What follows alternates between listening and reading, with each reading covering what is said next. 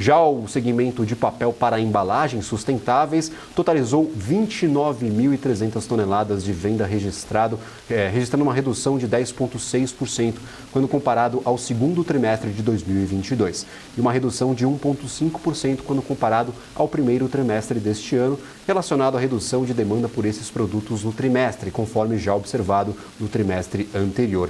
Para falar um pouco mais sobre isso e, claro, ter uma clareza do que está sendo apresentado pela companhia, como a empresa recebe esses dados e, claro, como está recebendo, claro, todo esse cenário internacional, esse cenário nacional, esse cenário de recuperação ou estabilização das suas operações, eu gostaria de convidar aqui André Carvalho, gerente de RI da Irani. Muito obrigado pela participação, é um prazer tê-lo por aqui, André. Olá, Gabriel, um prazer muito grande estar falando com você. Muito boa tarde a todos. Maravilha. André, nós tivemos um resultado afetado por fatores não recorrentes. Eu mencionava esse direito a crédito que foi considerado pela companhia, o lucro líquido, inclusive, bem díspare do restante do resultado operacional.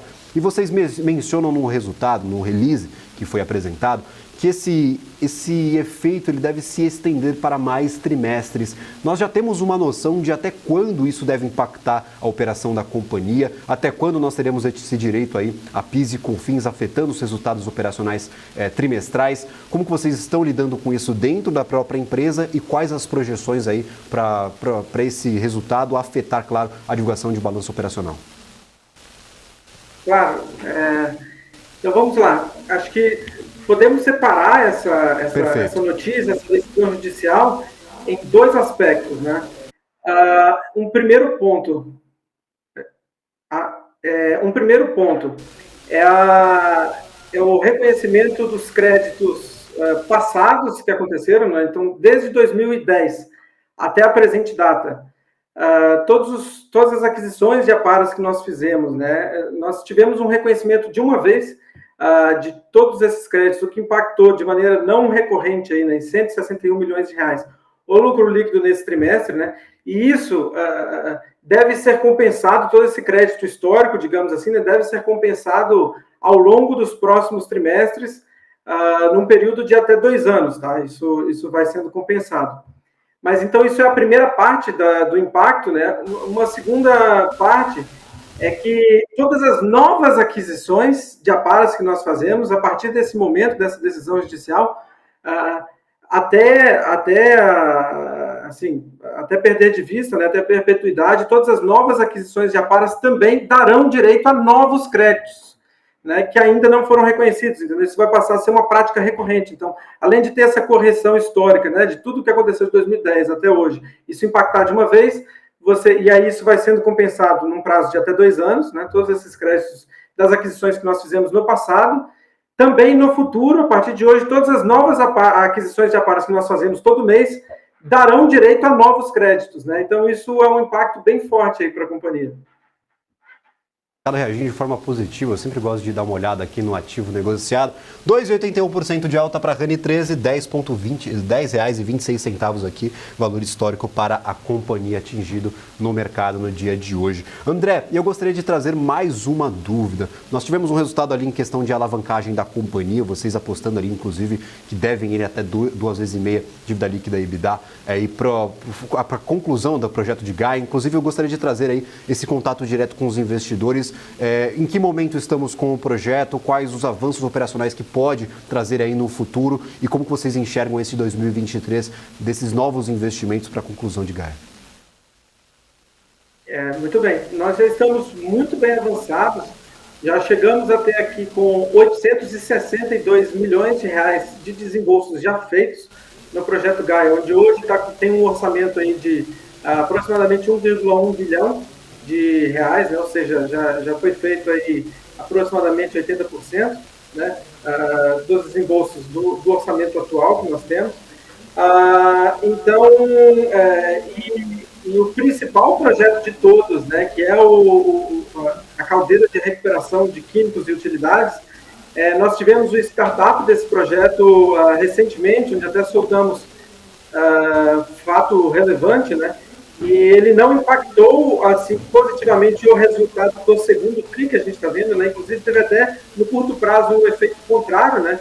porque tivemos que parar todas as máquinas, né, toda a produção para poder fazer a interligação com das operações com essa nova caldeira de recuperação.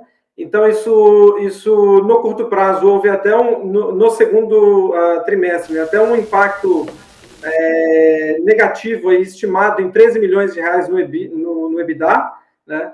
Mas isso é algo que a partir dos próximos trimestres vai começar a gerar resultado positivo, né? Ou seja, essa parada de máquina, ela foi um efeito temporário, já previsto, isso já fazia parte do planejamento, né, do projeto, né? Então, agora, a partir do terceiro trimestre, a expectativa é de começar a rampa de amadurecimento da captura dos retornos, né? Então, isso eu estou ressaltando um projeto específico, mas se a gente olhar todo o portfólio de vários outros projetos, porque esse era o principal, né?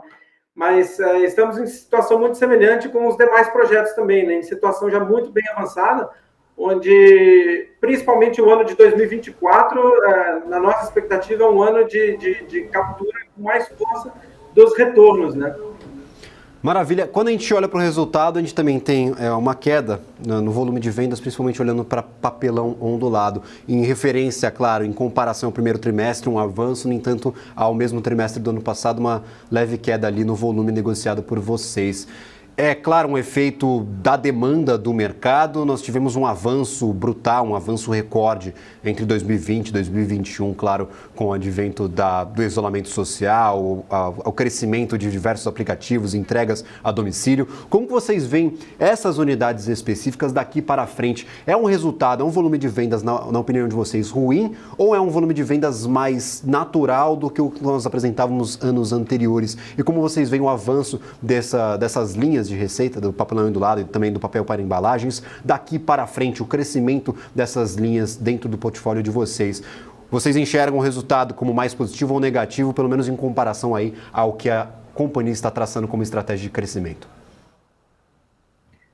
No primeiro semestre nesse ano, né, nós tivemos sim um cenário macroeconômico um pouco mais desafiador, tá? Isso era até um efeito, talvez, calculado do aumento dos juros, né? Então, realmente, a tentativa de se controlar a inflação, né, ela leva a um arrefecimento, né, da demanda e do consumo, de um modo geral, por produtos. E quem fabrica embalagem sente isso, obviamente, na pele, né? Mas todas essas mudanças, nós acreditamos, né, que isso já, quando a gente olha daqui para frente, né, a gente acredita num cenário de melhora, né, tanto da conjuntura macroeconômica quanto o cenário competitivo dentro do universo de embalagens, né, de papel e papelão ondulado. Então, eu acho até que assim, havia uma estimativa de mercado. Ou se a gente for olhar os relatórios, né, de casas de research e tudo mais, o que no passado se projetava, né, do resultado de 2023, era um resultado muito pior do que esse que está acontecendo, né? Então acho que assim, para esse trimestre, por exemplo, o consenso de EBITDA era por volta de 100 milhões, entregamos 117. Isso com as paradas que nós tivemos, né, de produção para interligação do projeto Gaia, né? Então, realmente, atravessamos, sim, um período de cenário macroeconômico mais desafiador, mas estamos atravessando até, em relação às expectativas, até melhor, né, do que se esperava, né? Isso mostra até, em grande parte, acho que é uma resiliência natural do negócio, né?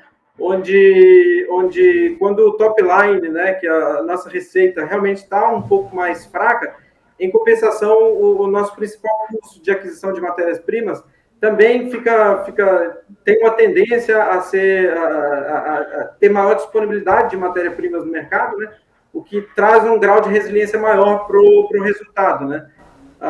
Então, a gente vem observando isso, e quando a gente olha realmente também em termos de sazonalidade, a expectativa é que o segundo semestre, né, tipicamente, seja melhor do que o primeiro por questões de sazonalidade, né? Então, há sim esse efeito aí a ser levado em consideração.